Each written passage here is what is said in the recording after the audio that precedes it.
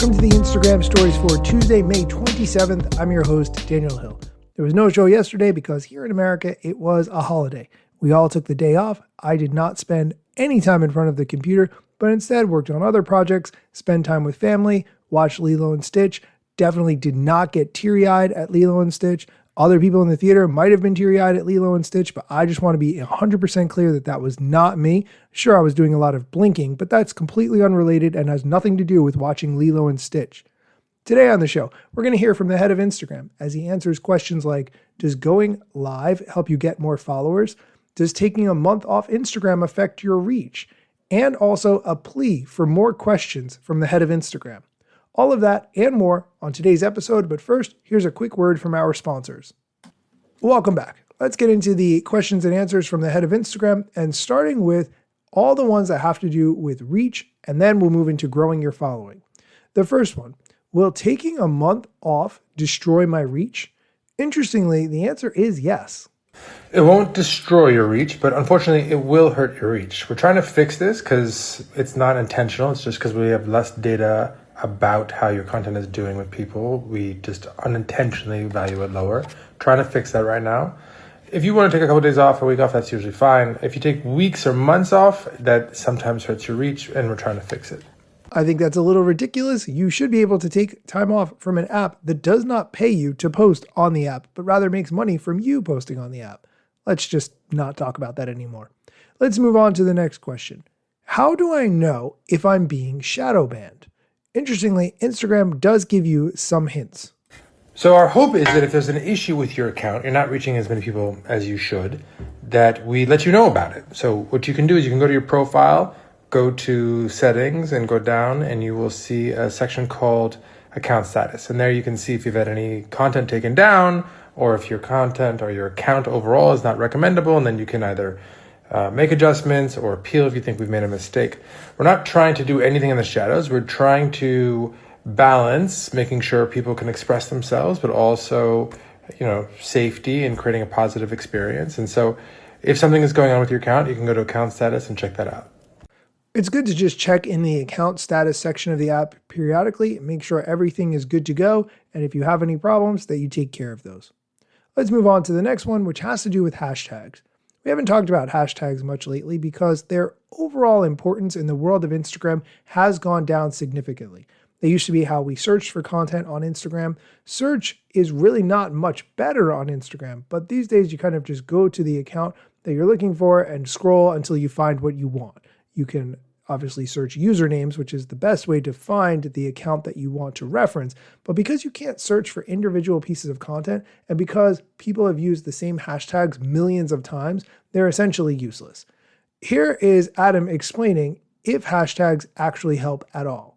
The answer, not much. No. Contrary to popular belief, hashtags are not a way to get more reach. I know people hear that all the time. They're a great way to let people know what your post is about and connect posts, and I think they're useful for things like search, but generally speaking, no, hashtags do not improve your reach. I think this is a really good conversation. Whenever anyone asks me about hashtags, I always ask them, when was the last time they searched for something using a hashtag? It's just not really how things work in this day and age. Let's go on to the next question. How is going live for getting followers? This person is asking if they go live with some kind of frequency, regularly, high production value, will that help them to get more followers? The answer is not really. For the average creator, live is not a meaningful way to grow your followers. It's, I think, a cool tool. It's really useful for certain creators that do things like DJ Live, but it's mostly going to reach people who already follow you. So it's not particularly meaningful as a way to grow your overall followers on the app. Okay, with that context, I do think that there is a potential to grow your followers with live if you're using it in conjunction with someone else where you have similar audiences. Here's what I mean.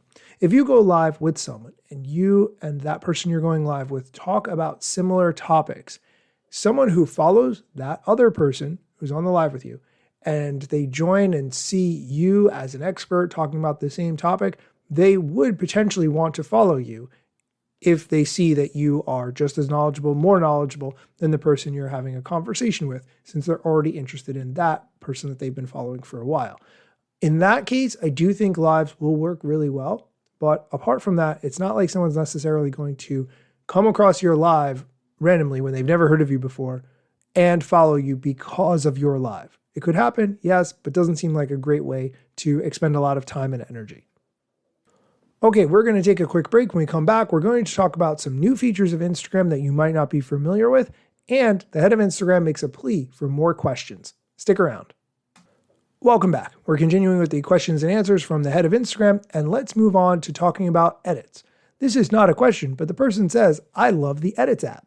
Thank you. That's awesome to hear. Lots of room to grow, but strong start so far. If you make reels often, excuse me, and you make them on your phone, try Edits. It's a really fun way to not only edit reels, but also collect your ideas, organize your ideas, get inspiration, and see how your reels do. And a bunch of fun new creative tools that are going to be exclusive to Edits coming out over the next couple months, so keep an eye out.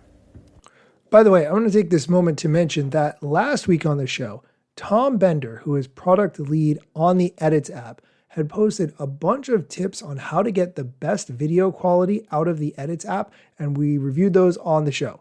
If you did not have a chance to listen, go back and check out last week's episode where I discussed that in depth. Okay, let's go on to the next question, which has to do with the blends feature. If you're not familiar with blends, it gives you a blended feed of reels that you and a friend can view, and it will have reels that both of you would potentially be interested in. Here's Adam answering the question, what is this new blends thing? So we want Instagram to be a place where people come together over creativity, and Blend is trying to do just that. Basically, in any DM thread, either with a friend or a group of friends, you can start a blend. Everyone has to opt in. And what you get is a feed of reels that you might be interested in based on all of your interests. And you can see who each reel is for, which is a kind of fun, wild way to explore not only your interests, but your friends' interests, and then talk about them. Just a warning on blends. If you have concerns that Instagram might add reels to that blended feed that you wouldn't want the other person knowing you watch, you probably wouldn't want to use the blends feature. Just throwing that out there. And the last question from Adam, do you use language segmentation on Instagram for multilingual countries? This is a kind of confusing question, so I'm not 100% sure where the person's going, but Adam says something in this answer that I think is very interesting about the future of Instagram. He touches on a feature that YouTube has had for a while and Instagram definitely needs. Here's the clip. I'm not exactly sure what this question means, but generally speaking, we assume you speak the language that your phone says your phone is in. So if you have your phone system turned on to Italian, we're going to think that you speak Italian, and that will affect what you see. We're trying to build more tools to allow people to reach each other across borders and linguistic barriers. You can translate comments, for instance. You've been able to do that for a while. We've started to roll out the ability to actually dub an English video into Spanish with lip syncing and all, and vice versa. I started to do that this week. More to come. We want people to be able to discover and interact with creatives from all sorts of cultures with all sorts of languages, and are hoping that technology can help support that. Okay, did you catch what he said there about the dubbing? This is something that is so important. Everyone should be able to watch your videos, regardless of what language they speak. However Instagram makes that happen, I am all for. We need to open up the content that we make so that everyone around the globe has a chance to enjoy it. Okay, lastly, here is a clip from the head of Instagram asking for more questions so that he can answer them. For about 6 years now, every Friday, I've done an Ask Me Anything in my stories, and I try to pick questions to answer that are more timely, things that are of the moment or of the week. Now, I also go through the comments on all of my posts, and I sometimes try to find good questions, and I make videos just answering those questions. So this video is just a call for questions. Questions that might not be so much about what's happening this week, but a bit more timeless, where the answer will be useful not only today, but for the next few weeks or even the next few months or years. So if you have a question like that, please ask it below in the comments, and I'm going to go find a couple of the best ones, and I'll make dedicated videos answering those questions. I appreciate it. Peace. Okay, that is going to do it for today's episode. Hopefully you found those clips helpful. As always, be sure to come back next time for more social media news, strategy, and other things that you need to know. Let me tell you a couple things that you should know about me. A product manager, but do not have a bachelor's degree.